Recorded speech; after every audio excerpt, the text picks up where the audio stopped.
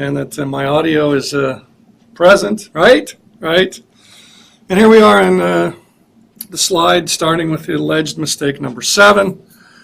You know, anything that's attached to the concept of private or market or choice, to some people, again, maybe deliberately wanting to mislead, or maybe just some people don't understand markets and economics as well as they should. Some people have said this is because our system is low performing, so it's kind of a circle. Because the system is low performing, they're not learning enough economics that they could learn even through high school, and therefore they're more gullible in terms of viewing certain things in ways that aren't appropriate or relevant. Well, that's in evidence here in part because contracting out, simply having a public school district contract out the management of some or all of their public schools is seen as markets and free enterprise in action. And to some extent, I mean, there's a market there. I suppose there could be competition for the contract, but beyond that, once the contract is let, you have it's still a monopoly. It stays a monopoly, and there's no price change there. Typically, the manager of the public schools who has won the contract has to keep it free and has to try to make a profit within the per pupil amount that's provided in the contract. So it's another one of those alleged mistakes to allege that. And I say, let's use the word alleged twice, because I am alleging these are mistakes, and not everybody agrees they're mistakes. I'm just being honest about it. So an alleged mistake is that contracting out is seen widely or depicted widely to mislead. That is real privatization, real markets in action, market accountability on trial, so to speak. Whenever businesses are involved in any way, not so. It's still a monopoly. And the price system is still not there, and competition, to the minimal extent that it exists, only exists for when the contract is near expiration. There might be some competition there, and also in terms of the competition, or in terms of the school district deciding on whether the existing contractor has succeeded or failed. What are the criteria? Well, typically these contracted out situations are for public schools that are low performing by public school standards. And again, there's that one-dimension problem. It's low performing in terms of what's being measured, typically the standard test scores for reading and math. And so the criteria of success is that that the school being contracted out improve to the level of what's normal in a system characterized as nation at risk, low performing as a whole. So this isn't a very dynamic situation as in markets, where what markets are all about is people looking for better and better deals. And so the producers, either the existing producers or entrepreneurs entering the market, are constantly trying to outdo each other, which is a very good dynamic, which would be not present in a contracting out situation. Also, there's mistakes made allegedly, alleged mistakes allegedly, by viewing new programs as barnacles on the current system instead of potentially transformative. Again, this is similar to mistake number 2. Again, we have the intellectual prisoner of the status quo problem. That's well worth repeating in this form.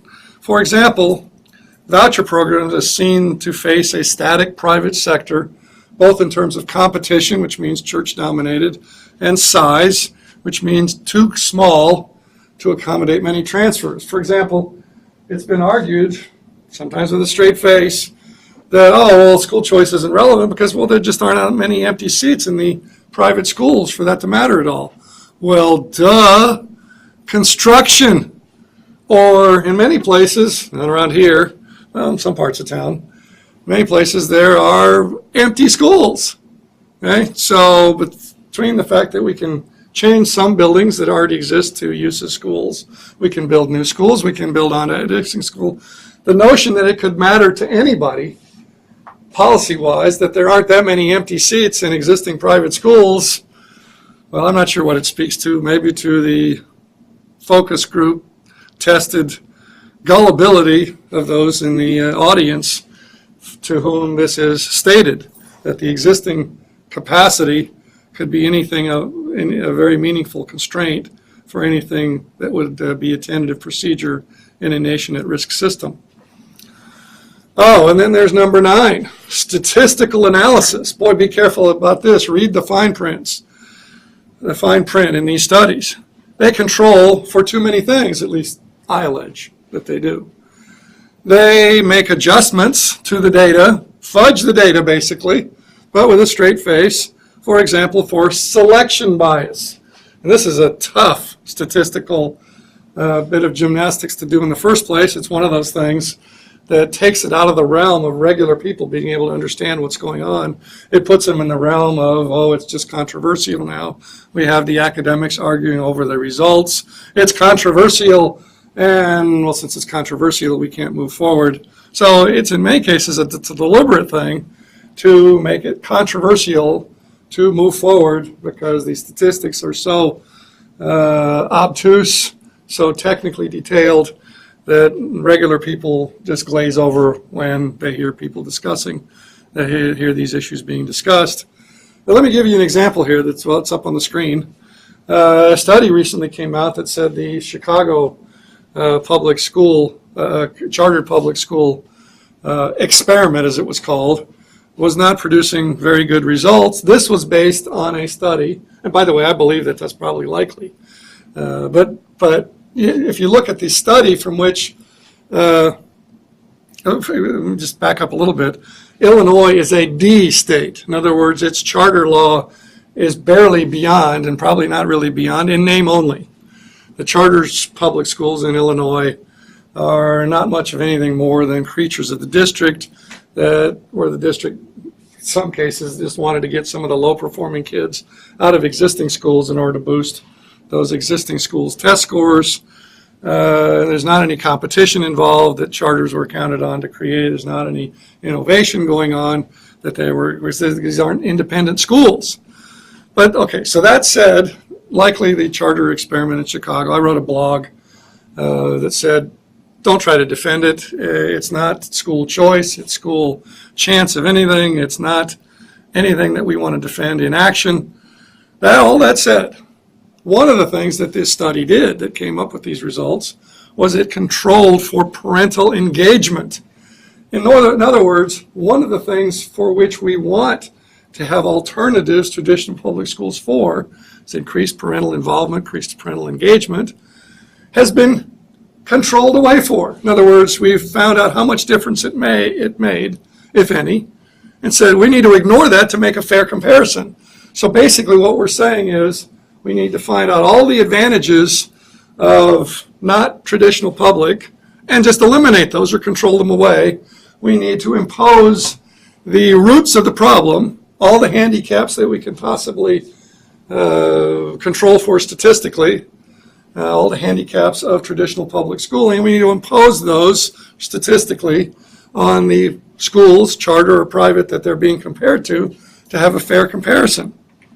I think ridiculous is too strong a term. No, let me say that again. Ridiculous is not too strong a term for that. It means that we're going to insist that any alternative to traditional public schooling is going to be equally handicapped. We're going to control away the very reasons that we might want to have a significant set of alternatives and complements to traditional public schooling.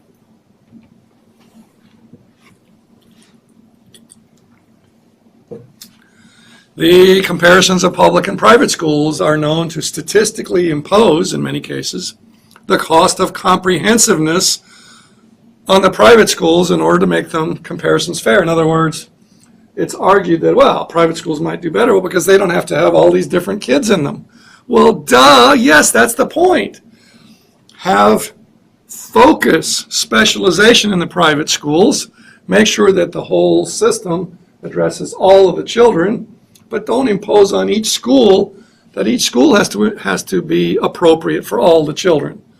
So anyway, for these comparisons to be allegedly fair, but not necessarily or probably not insightful, the statistical process often controls or eliminates the advantages, statistically it eliminates the advantages, so that someone can say, maybe with a straight face, that, well, we controlled for all of these things, and after we did that, that the private schools weren't any better than the public schools. Well, yeah, you controlled for all the reasons that they might be better. Okay, so again, it says that here in the next little thing that came up. We want to measure the value of a specialized menu, not do a what if the private schools were equally hobbled, how would they still be better? That's not an interesting question. Okay, again, why make a public-private comparison if you're going to deliberately overlook the key elements of private? Getting towards the end of the list here, you will widely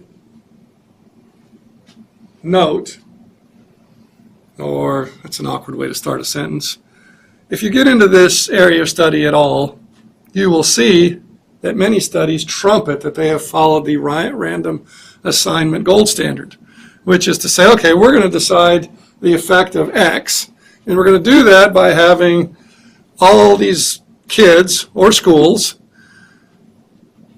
and I'm only going to treat part of them. Treat means apply X to them, a voucher program, whatever. Chartered schools, something like that. And we're going to randomly assign this treatment, and so a bunch of kids are going to get the treatment, and a bunch of kids are going to get the treatment, a bunch of kids are not, and so that'll be a basis of a fair comparison. Well, that works great when you're trying to test the effects of a medicine, for example. Okay, and the gold standard is widely applied, appropriately so, in the physical sciences, the medical sciences, and so on. But when you do it in the social sciences, you have to recognize two very important things. First of all, that to have a treated and untreated segment, you have to have a shortage, for example, of private school space. If you're going to compare children that want to exit their traditional public school and want to use a voucher, the only way to do that with this random assignment gold standard is for not all of the children that want out to be able to get out. Okay, so in other words, there's a shortage of space where these children want to go, so that some get to go there and some don't. And we all know from this semester, but again, it's worth harping on it some more, that you can get very misleading results because the shortage that results, that has to exist in order to have random assignment. Do you notice the different type there for emphasis? I don't do this very often. Shortages profoundly negatively impact seller behavior of anything, including schooling. A shortage means that the seller can cut corners, can kick back a little bit, can not bother to innovate or to constantly improve his or her product. And to the extent that matters to anybody, it will shorten the wait list, which is irrelevant, really, to the seller until it gets small. But to the extent that there's any wait list at all, any buffer at all against accountability to consumers, the shortage means that the seller does not have to be nearly the same kind of seller that would be if his or her behavior impacted the revenue of the business, in this case, a school. So, for example, if there's a shortage and there's some customer dissatisfaction, the customer leaves, they're immediately replaced. There is no accountability to the customer in a significant shortage situation, and yet that's being held out. The behavior that results from that kind of an insulated against consumer accountability, that is being held out as behavior that should be expected in a normal market-like situation, or that it's emblematic somehow of how school choice will operate. No, only if there's a shortage. Perhaps you can detect a little frustration in my tone of voice in having tried to make this point, that it should be more obvious that it does so. You only have to focus your brain on it a little bit to understand that a seller with a large wait list for his or her product can get away with a lot of things without any impact on the revenue of the business. And notice the additional thing about the profit motive at the bottom there.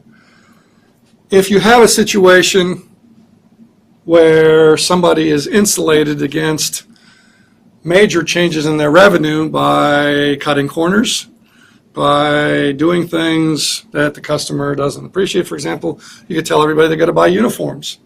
Unless they all hate it and they all just stampede for the exits, that's not going to cost you anything. You can impose those sorts of things on them because, yes, if you leave, no problem. You replace them, revenue is the same. So thinking about the cutting the corners, hey, that's a way to lower cost.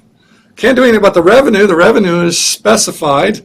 Okay, in the shortage situation, shortages result from price controls, prices below the equilibrium, where the demand is more than the supply at that given price, but you can reduce costs. Yeah, shabby buildings, those sorts of things, shoddy materials. Hey, but the alternative, the traditional public school, is so bad that people will tolerate them. So the profit motive makes that even worse, and it's just a recipe for scandal, which could bring down the whole school choice, sort of a scandal. It could bring down the whole school choice movement. Okay, so I get pretty passionate about this particular issue, so I've jumped ahead of myself here again. But there you go. In case I said it too fast, now you can see it in print on your PowerPoint slide. And you probably heard all the jokes about economists not being able to agree, and you put all the economists on earth together and you still wouldn't reach a conclusion. Well, that's not true in this case. Much reduced quality is a well-established and intuitive outcome of persistent shortages, and perhaps even more important in this instance than the quality reduction, the possibility of scandal and corner cutting and just not so customer-friendly attitudes. Perhaps even more important than that is that the notion of the relevance of the gold standard at all. Namely, you're saying treated and untreated. Voucher students that got into private schools, children that applied for vouchers that didn't get into a private school, we're going to compare them. Well, that means you're using these as a benchmark. You're saying this isn't going to be affected by the experiment, deserving the term or not, by the alleged, let's see what difference vouchers make. Well, if we use this as the benchmark against which to assess the effectiveness on the treated people, you're saying these people are not going to be affected. You've just assumed away the whole reason for the voucher program. In other words, you're saying this voucher program isn't going to affect the children that remain in traditional public schools. Well, I thought the reason for a voucher program is if it's transformative, it's alleged to be transformative, if it's done on the basis of, we have a nation at risk school system and we need to change it. Now you're saying, well, these school outcomes are not going to be changed by the voucher program. So you've assumed away the whole reason to have the program. Now, it may be that the program is so tiny and small, it won't affect that, and so indeed. But also note, in terms of misleading and poisoning the well for future programs, what if the untreated group is affected? Okay, so here you have the voucher using students, and here you have the supposedly unaffected by the voucher program traditional public schools. What if they do respond to the pressure to improve, either from publicity of all the people leaving for the voucher program, or a genuine competitive response of, hey, we better do something to keep from losing our customers? What if they do improve some? Okay, the difference between how much these went up and supposedly these weren't going to go, but if they did go up, that reduces this difference. Okay, so if there is an effect, which we hope for, from a voucher program affecting all of the schools, either directly or indirectly, if there is actually that effect that we hope for, and we've done this gold standard thing of treated and untreated isn't affected, we're diminishing the measured size of the benefit, because if they go up, the difference is smaller. And so affecting, as we would like, the untreated, not directly treated, they didn't use the voucher, they stayed behind in their traditional public school. So if they're treated, it's not directly but indirectly. But if they improve, that diminishes the measured effect of the treatment, which makes it look smaller and therefore less effective. Okay, so as I said a minute ago, only for small scale, therefore largely irrelevant to school system transformation, imperative is that gold standard, tarnished gold standard notion that the untreated or the students are left behind, they're not affected, that's an appropriate benchmark for measuring the effect of the program. Only for small-scale policies is that assumption non-heroic. Okay, and again, we should not be comparing, as I said earlier, differences within the system. We need to compare systems, not parts of systems, especially not parts of low-performing systems. And another one that yours truly may be one of the few people to make a big deal out of and point out. Some people have done so without the words attached to it, namely the notion of transition and equilibrium that we economists are used to using, and I don't use the equilibrium term too much outside of my economics classrooms. But for example, let's say we want to compare, I shouldn't use the term we, because I don't, but suppose one wants to compare chartered public schools to traditional public schools. And again, I don't think that's all that useful, but suppose you at least want to do it fairly and say, okay, yeah, fine, I recognize it, they're different parts of the same system, but let's see if some parts work better than others, kind of like the Thule et al., public versus private in developing countries. And you pass the charter law, and some charter schools start up, and there's all kinds of stuff going on, and you say, okay, it's been around for a couple of years, let's compare. Well, the dust may still be settling. The comparison you may be making is a snapshot of the new part of the system in transition still, compared to the old part of the system, which may have been disrupted, which means it may be in transition. And what you want to do to make a fair comparison is to be comparing the equilibrium condition of the one part of the system to the other part of the system. So it's widely, a mistake that's often made is that transition situations are implicitly seen as steady state, and comparisons are made with a straight face that these transition states are insightful in terms of evaluating the success or failure of the new policy. One of the ways in which this has been recognized implicitly, but without the kind of terminology of transition states and steady states and equilibriums, is the notion that charter public schools, gasp, are not that effective sometimes in their first year. They're just kind of feeling their way along, trying to get used to doing things. You know, it's a new enterprise, new teachers getting along with each other and getting to know each other. You know, all the reasons that startup things are, you know, there's a lot of noise at first.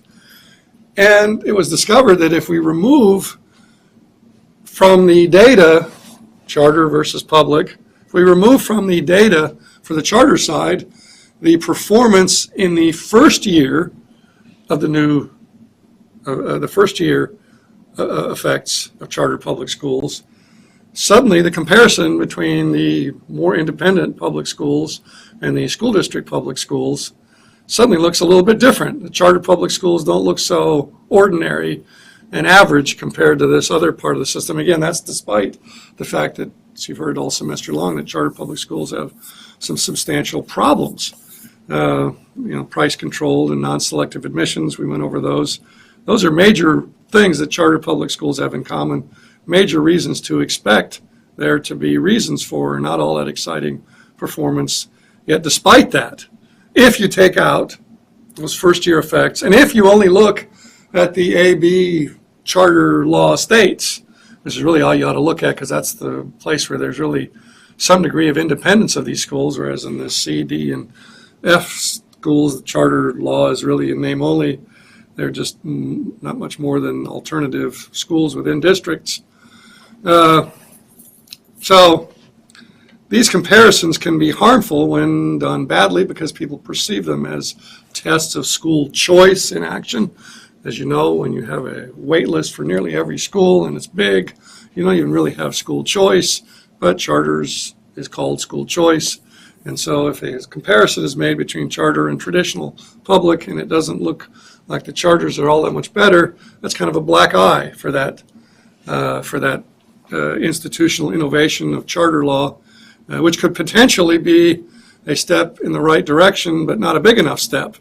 But it may be zapped in the cradle, so to speak, by by a potentially very misleading comparison of charters in name only, including those even in the A and B states struggling in their first year, and then getting a lot better if they survive the first year and get a lot of issues ironed out in the process.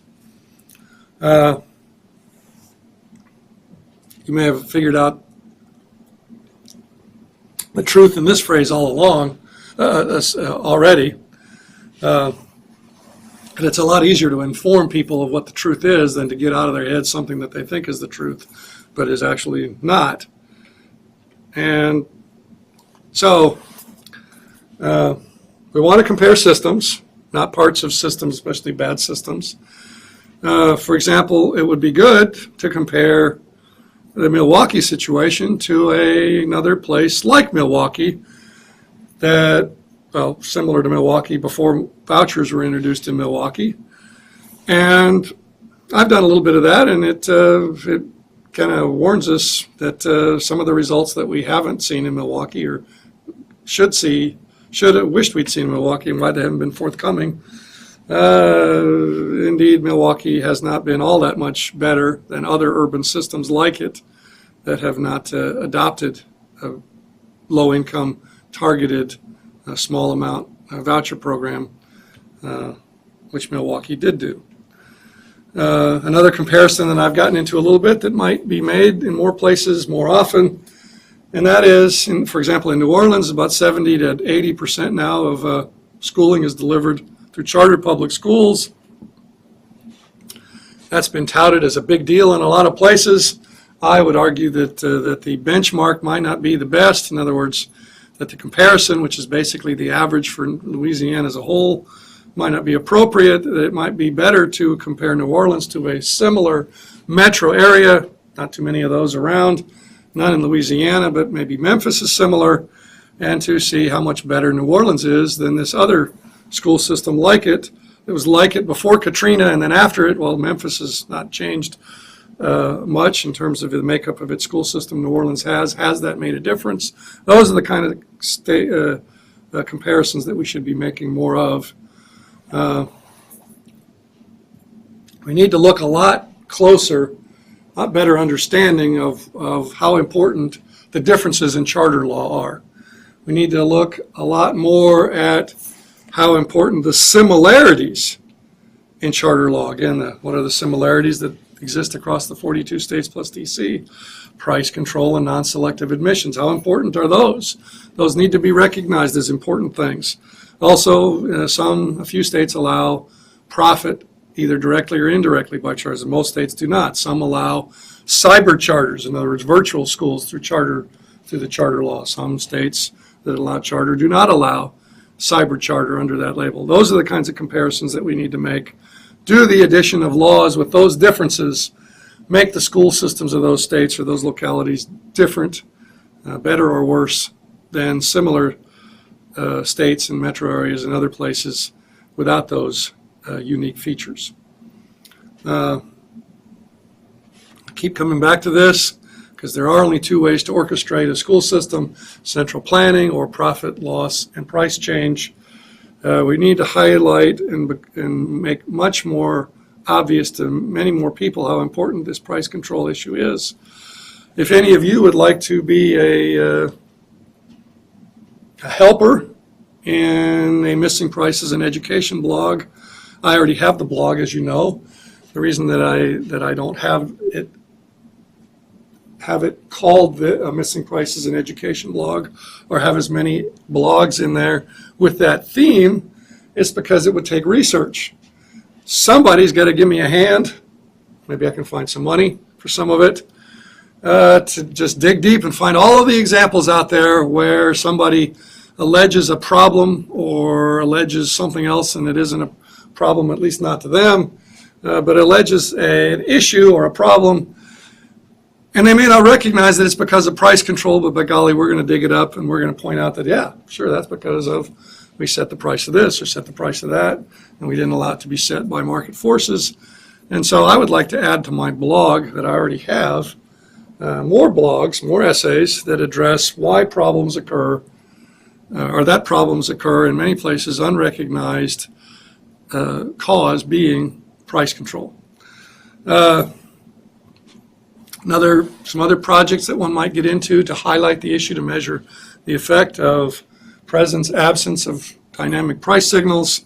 You could compare the different levels of price control in the U.S. states. For example, the charter laws in the United States, the 42 plus DC, vary widely in terms of how much money they back a certain child with. So for example, price control exists in all 42 states plus DC, but it exists at different levels in those different states.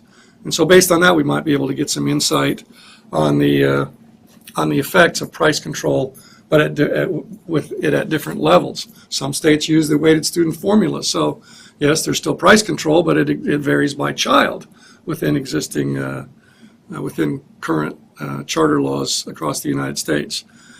Chile and Sweden could be compared. I've been trying to get some scholars together from Chile and Sweden. Haven't succeeded so far to do that because they know a lot more about their respective school systems than I can ever learn. If I were to undertake a study like this, I might make some mistakes in comparison because I'd be unaware of some key feature that might be responsible for the results that I might be assigning to that. But the reason that a Chile-Sweden comparison could be very useful is because Chile allows shared financing. It has some limitations, and yes, Chile has some problems in that the school choices are precluded from differing nearly as much as they might by central government regulation of public as well as private schooling. Sweden does the same in terms of the regulation. Now, of course, not exactly the same, but again, the private and public choices are very tightly regulated from the center, from the central government.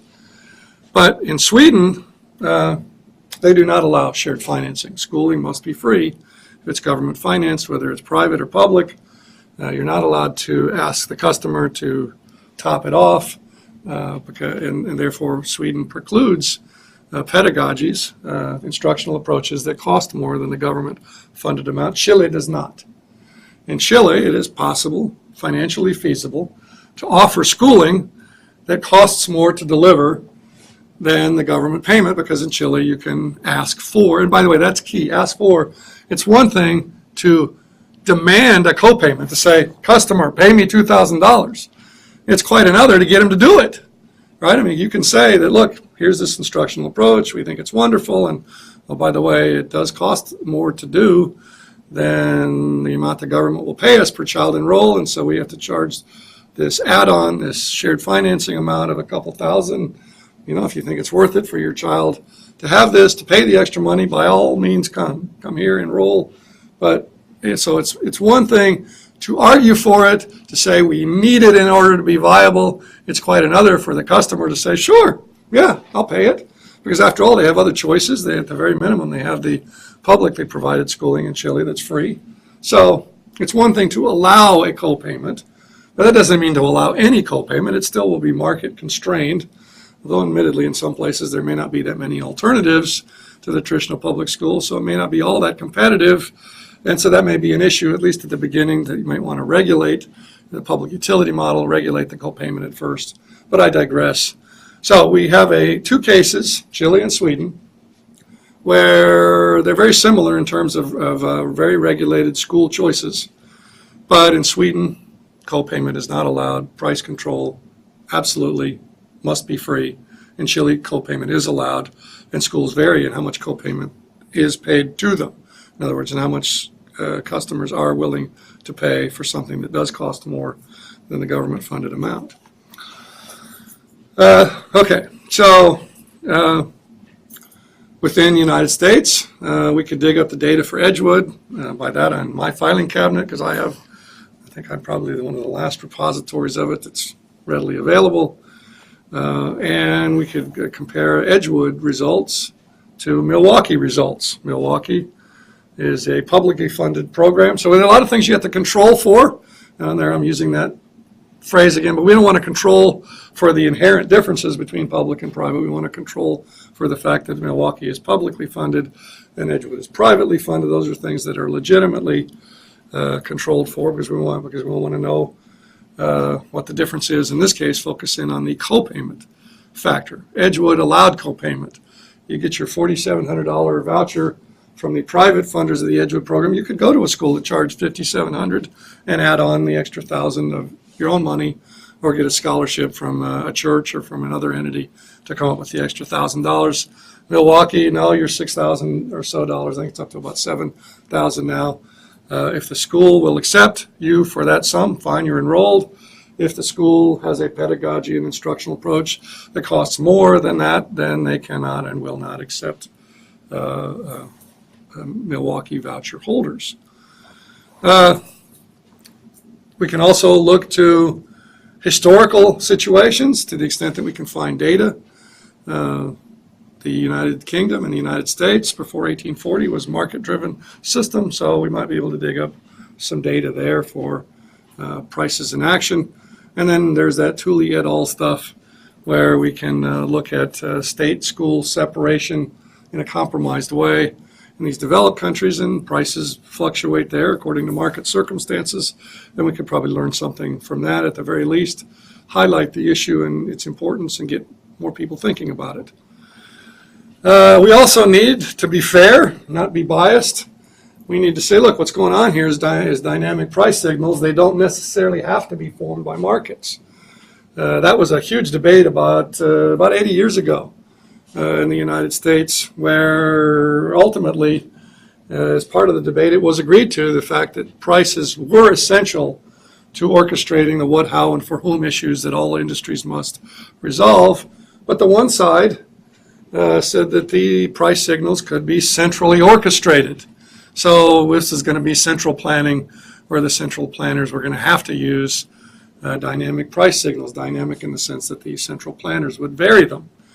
And the other side of the debate with von Mises and Friedman and was Milton Friedman? Friedman was too young. Friedman and Hayek and others said, no, not going to work, that only market-determined price signals were okay. Well, I frankly agree with the latter group, but by golly, there's Charles Koch and his multi-billion-dollar industries that you can read a book that he authored. The name escapes me for the time being, but it describes how the business, the firm, had an internal, dynamically altered, centrally orchestrated price system that influenced the rise of that huge company to its billion-dollar status. And then my former colleague, Bob Collins, had what he called a fee-bait strategy. He had several articles on how that might be applied to different things. Again, it's a centrally orchestrated fee and rebate combination by which price signals can be orchestrated from the center and produce some or more or better price signal benefits, depending on your perspective, than the market, strictly market-oriented variety.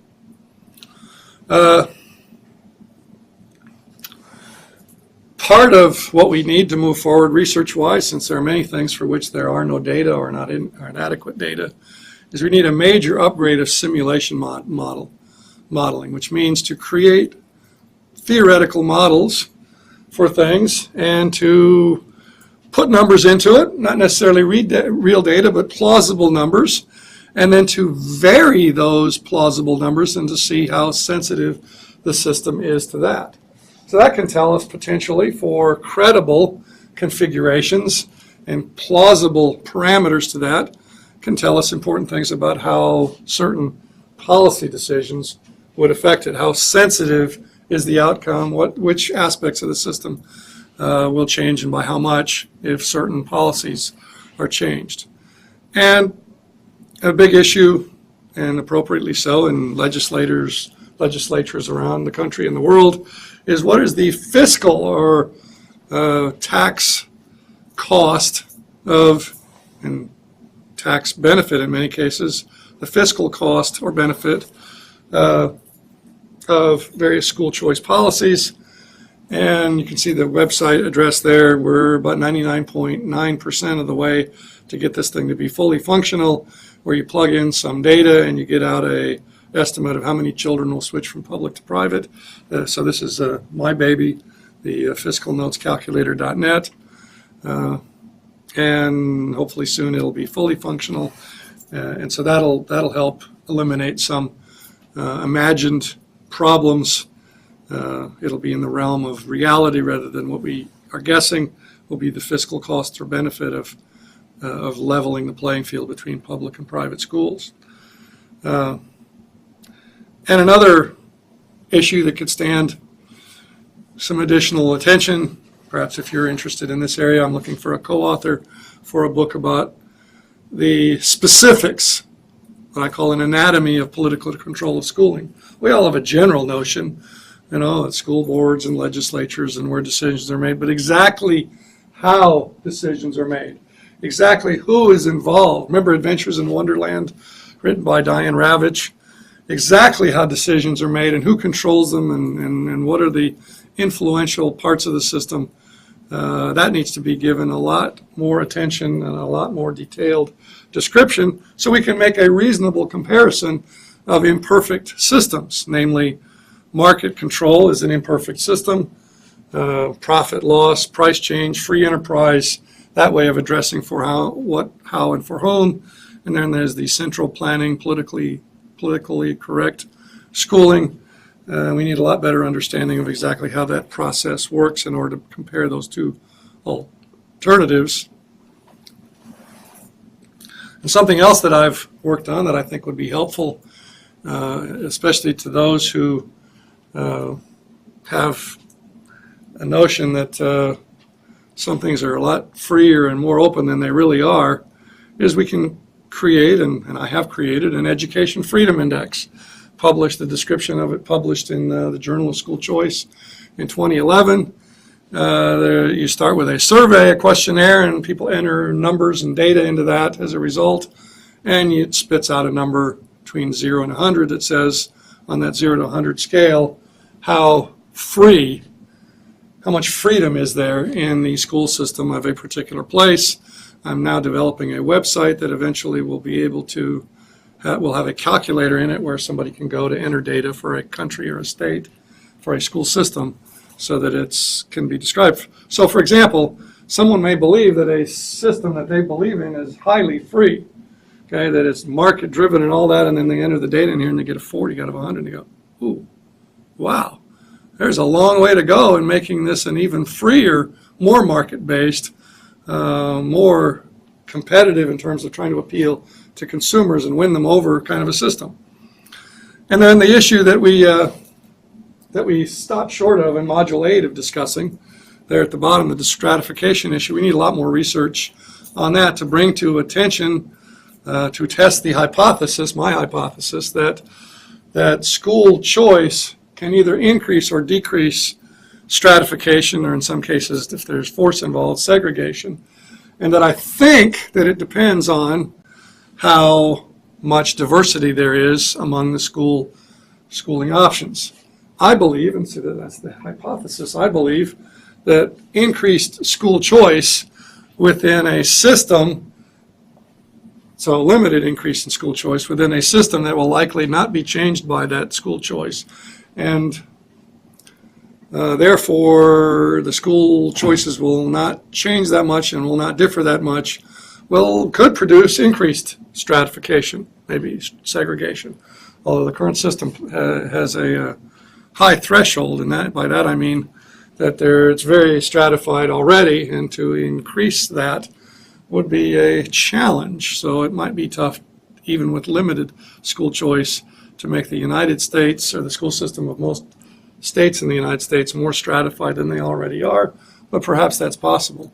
I believe that in a system with dynamic menu of schooling options specialized by free enterprise according to profit and loss and changing prices, would reduce socioeconomic stratification because parents value differences in schools academic differences in schools more than they value differences in student body composition, and that that there isn't much, if any, correlation, with perhaps some minor exceptions, there isn't much of any correlation between ways that we describe ourselves for purposes of stratification, segregation, for example, Hispanic and African American and white and Asian and male and female and all the rest, ways that we describe ourselves. I don't think there's a correlation between very many of those, if any,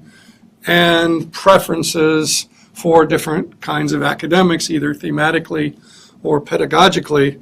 And so if people sort themselves through school choice according to academically relevant preferences, what the school does or how they attempt to do it, that the result is likely to be a much greater mixing, much less stratification of Anglo people, African American people, Asian people, Hispanic people, you name it. But it's a research issue. Not everybody agrees with the statements that I just made. Let's get out there and research those hypotheses. A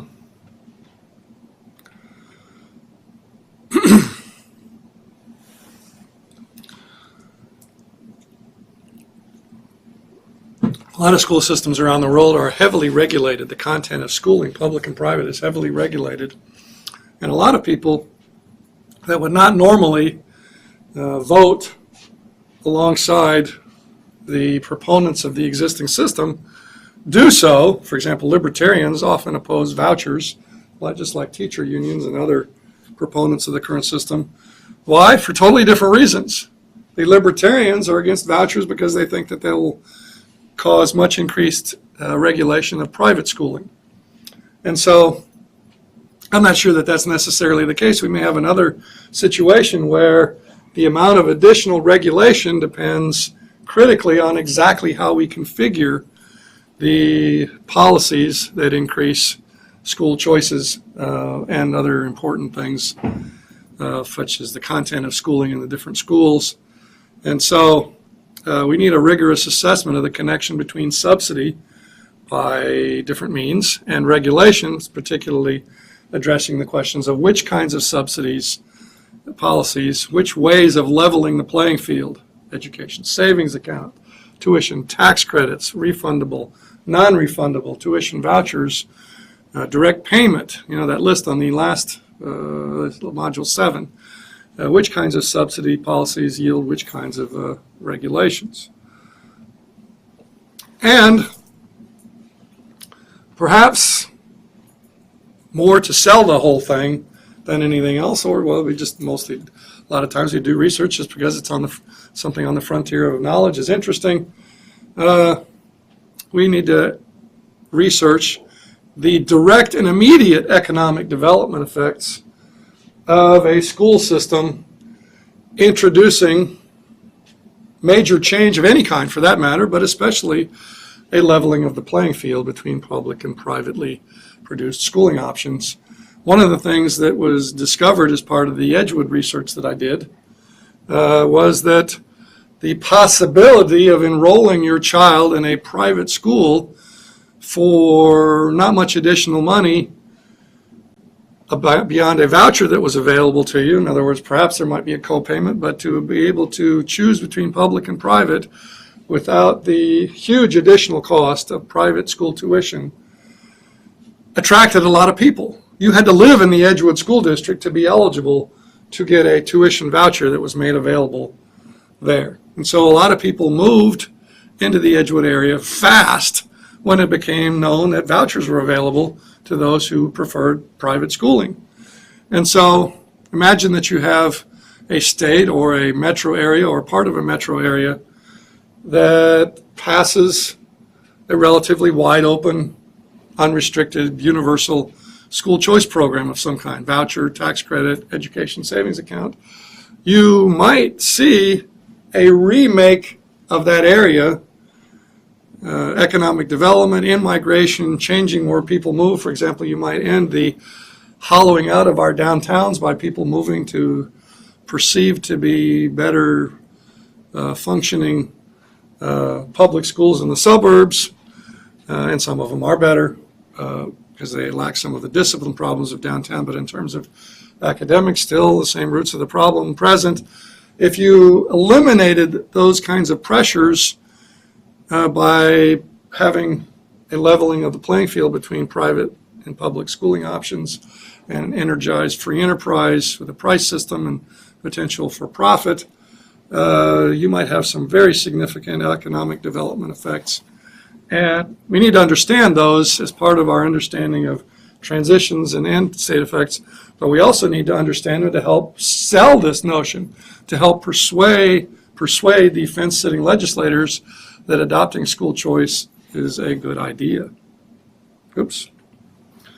So, you can see we went to black there for a minute. This is the last slide of a lengthy, I believe it's 43 slide, therefore most of 2-week module 9. You can see that there are many, many critical unaddressed issues, and addressing some of those will create some more unaddressed issues. There's also a lot of wrong, misleading, and irrelevant findings out there to refute and correct. And there are a lot of technically brilliant people doing trivial work, partly because they're driven by academic incentives to research things for which there are data and to ignore things for which there is not data.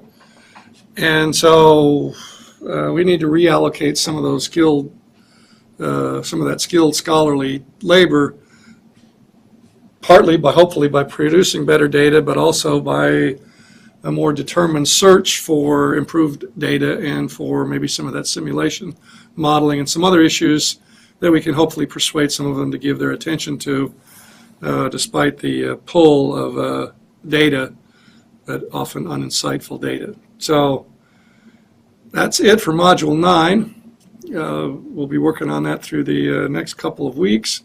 We will be getting into Module 10 before the end of the 2 periods from now. So we need a little bit more than one module for more than one Thursday for Module 10, and probably a little less than 2 Thursdays for Module 9, although I'm sure we could easily use both periods, and probably we will, just by inertia. All right, so that's enough for today.